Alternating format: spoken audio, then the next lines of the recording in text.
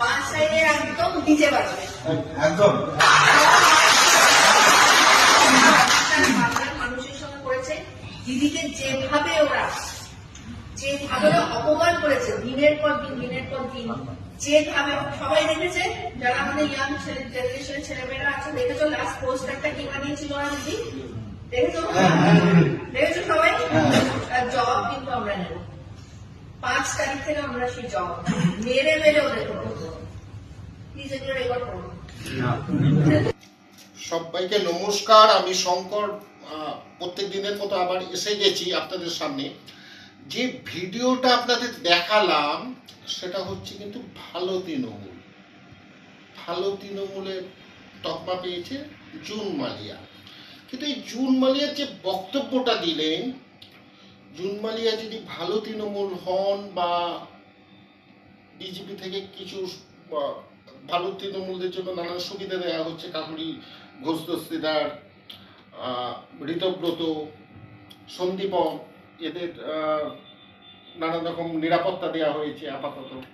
এই ভালো তৃণমূল হিসেবে যদি জুন মালিয়াকেও কোনো কিছু বিজেপি সরকার, পশ্চিমবঙ্গের নতুন নবগঠিত বিজেপি সরকার কোনো সুযোগ সুবিধা দেয়, তা কিন্তু একেবারে নিচু তলার যারা কর্মী, যারা লড়াই করেছে, বুথে বুথে লড়াই করেছে, ওয়ার্ডে ওয়ার্ডে লড়াই করেছে, পাড়ায় পাড়ায় লড়াই করেছে, তাদের কিন্তু মনোবল ভেঙে যাবে।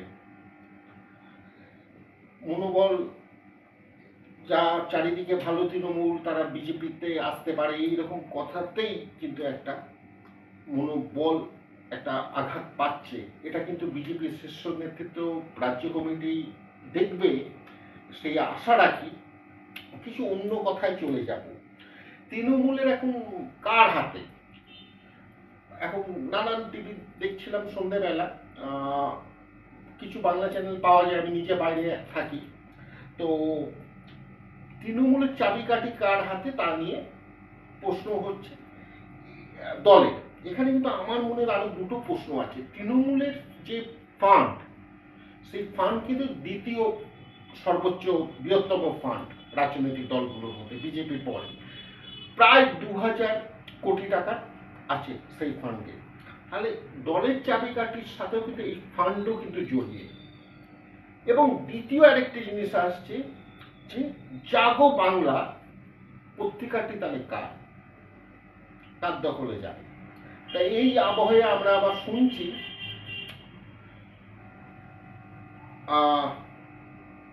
তৃণমূল সুপ্রিমো মমতা বন্দ্যোপাধ্যায় এবং তার ভাইপো অভিষেক বন্দ্যোপাধ্যায় কংগ্রেসের একটা যেতে চাইছে। এখানে আবার প্রশ্ন, ওনারা যদি কংগ্রেসে যান, সেই আমি ভিডিও দেখাবো যে কংগ্রেসের যিনি প্রদেশ কংগ্রেস সভাপতি ছিলেন, প্রাক্তন সভাপতি, তিনি আব্দুল মান্নান কি বলেছেন, আমি ভিডিওটা দেখাবো আপনাদের। কিন্তু কিছু জিনিস আমি একটু মনে করিয়ে দিই। এই যে তৃণমূল একটা কথা বলে, আমরা বাংলার মেয়েকেই চাই। একটা কথা ভাবুন তো, আরেকটা কথা খুব রটেছিল নির্বাচনের আগে, যে বিজেপি এলে নন বেঙ্গলিদের সুবিধা হবে। তখন অমিত শাহ, মাননীয় কেন্দ্রীয় স্বরাষ্ট্রমন্ত্রী, এসে বলেন যে বাংলার ছেলে কিন্তু মুখ্যমন্ত্রী হবে। তাই হয়েছে। কিন্তু যারা নির্বাচনে দাঁড়িয়েছিল তৃণমূলের, বিশেষ করে এমপি, মেম্বার অফ পার্লামেন্ট, লোকসভায়, কীর্তি আজাদ, শত্রুঘ্ন সিনহা, ইউসুফ পাঠান, এরা কি কেউ বাঙালি? এরকম অনেক নাম আছে, রাজ্যসভাতেও গেছে, অনেক নাম আছে। কিন্তু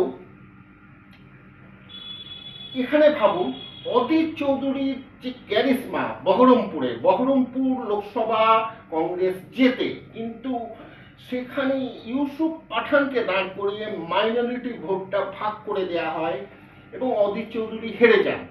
এবং রিসেন্টলি উনি দাঁড়িয়েছিলেন বিধানসভায়, অধীর চৌধুরী, উনি বিধানসভাতেও হেরেছেন। তৃণমূল একটা পার্সেন্টেজ ভোট কেটে নিয়েছে।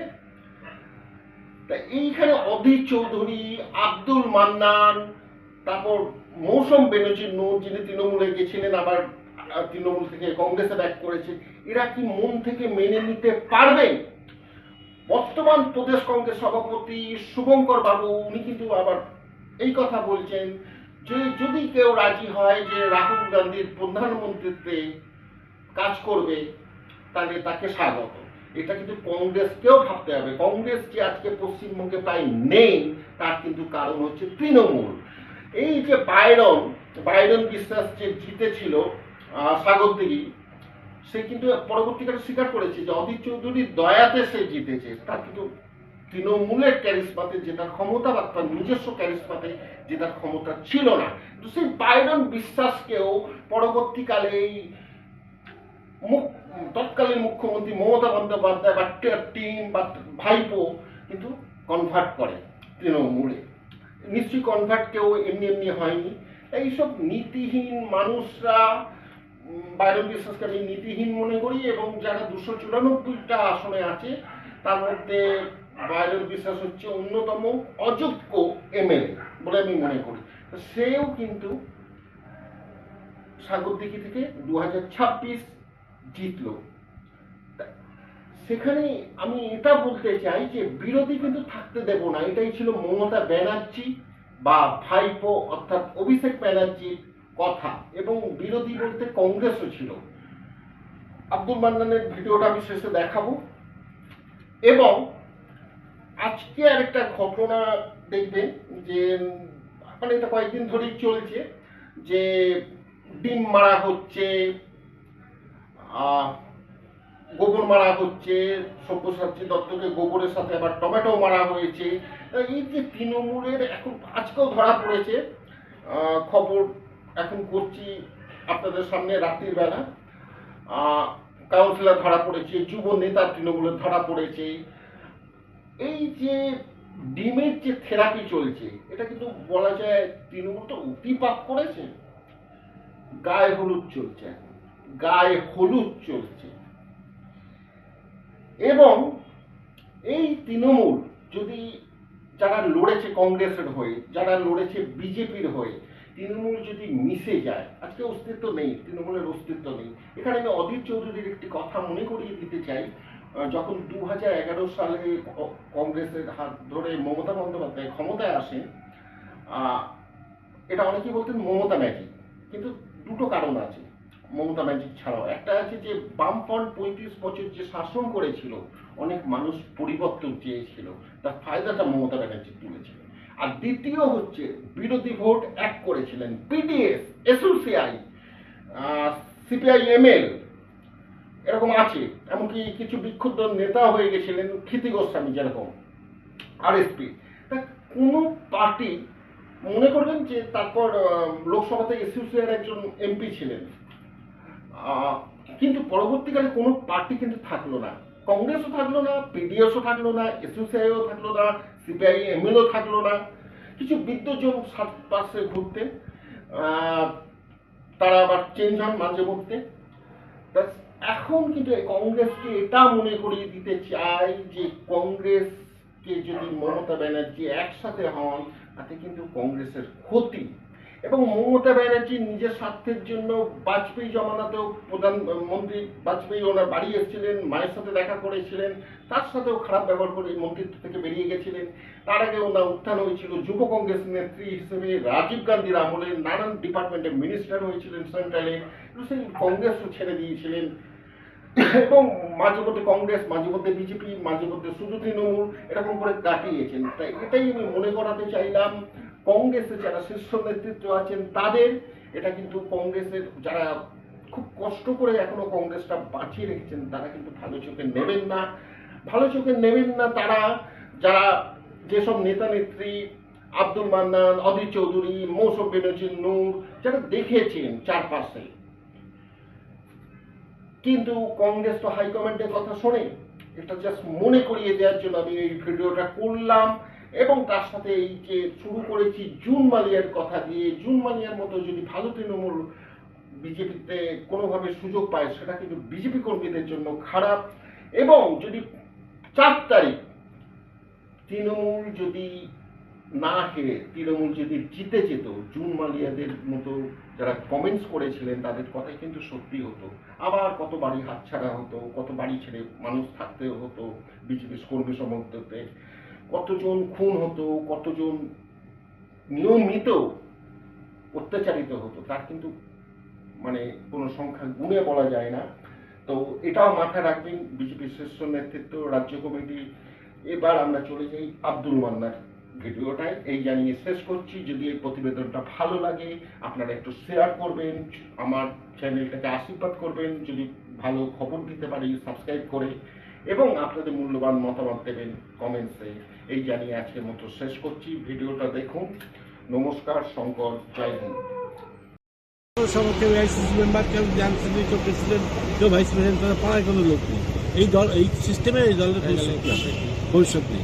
তৃণমূল সম্পর্কে আপনার মন্তব্য? বছর পার্টি দুর্গন্ধ বেরিয়ে গেছে, এখন যত সম্বন্ধে কম কথা বলা যায় তত ভালো। আজকে দল ভেঙে গেল।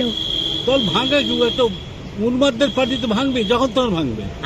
আপনার কি মনে হচ্ছে যে অভিষেকের জন্যই এই দলটার এই আমার পরিস্থিতি? অভিষেক, আমি তো অভিষেকের সাথে কাজ করি, যারা কাজ করছে তারা বুঝতে পারে। তাহলে মমতাকে তো আপনি দীর্ঘদিন দেখেছেন। মমতাকে দীর্ঘদিন দেখেছিলাম, ওর যে এত বড় নাটক করে সেটা আমরাও তখন বুঝতে পারি। আমি ভেবেছিলাম একটা সাদামাটা মেয়ে লড়াই করতে, তাকে সাপোর্ট দিয়েছিলাম, এবং তখন আমি লোকের কাছে হয়ে গেছিলাম যে আমাকে সবাই বলতো মমতাপন্থী কংগ্রেস, সবাই ব্যঙ্গ বিদ্রুপ করতো যে আমি হয়তো মমতার দলে যোগ দেবো, কিন্তু আমি কংগ্রেস ছাড়া কিছু বুঝি না, আজও বুঝিনি, মৃত্যু পর্যন্ত তাই বুঝলাম না। কিন্তু তখন যে দেখলাম, তখন যেন মমতার যে চরিত্র আস্তে আস্তে ফসলে, যখন 2011 সালে আমাকে টিকিট দেবে না, কারণ কি আমিও দলের নাম লেখাচ্ছি, এটা আমাকেও দলের নাম লেখাতে হবে, আমাকে স্বীকার করবে, তবে আমি 12 সালে রাজ্যসভায় দেখলাম তো ওর দলের ওর দল থেকে দাঁড়াতাম, তখন তো একটা উন্মাদ মেয়ে ছাড়া আর কিছু না। তো আমি তাকে অ্যাভয়েড করি সবসময়। বিরোধী দলের নেতা হিসেবে আজকে গণতন্ত্রের কথা বলছে, পৃথিবীর ইতিহাসে কোথাও হয়েছে বিরোধী দলের নেতাকে তাকে মেরে তাদের পাঠিয়ে দিচ্ছে, পেসমেকার বসাতে হচ্ছে, এমনকি বাইরে গুন্ডারা এসে মেরেছিল মুখ্যমন্ত্রীর সামনে, আর ছোট ছোট স্পিকারের সামনে, পার্থ চ্যাটার্জি যে পরিষদের মন্ত্রী তাদের সামনে করছিল, তো মন্ত্রীরা মেরেছিল, তো বিধায়ক মেরেছে আমাকে। তো সেদিন যদি আমি হসপিটালে গিয়ে সমস্যা পেসমেকার না বসাতাম, তাই বলেই যেতাম যে মুখ্যমন্ত্রীর সামনে বিরোধী দলের নেতাকে তার দলের নেতারা আক্রমণ করে, সেই মুখ্যমন্ত্রী কোনো গণতান্ত্রিক মুখ্যমন্ত্রী আমি কোনোদিন মনে করিনি। আমি কোনোদিন মুখ্যমন্ত্রীর সাথে দেখা করতে যাইনি, যেটুকু আমার দায়িত্ব হিসেবে পালন করেছি।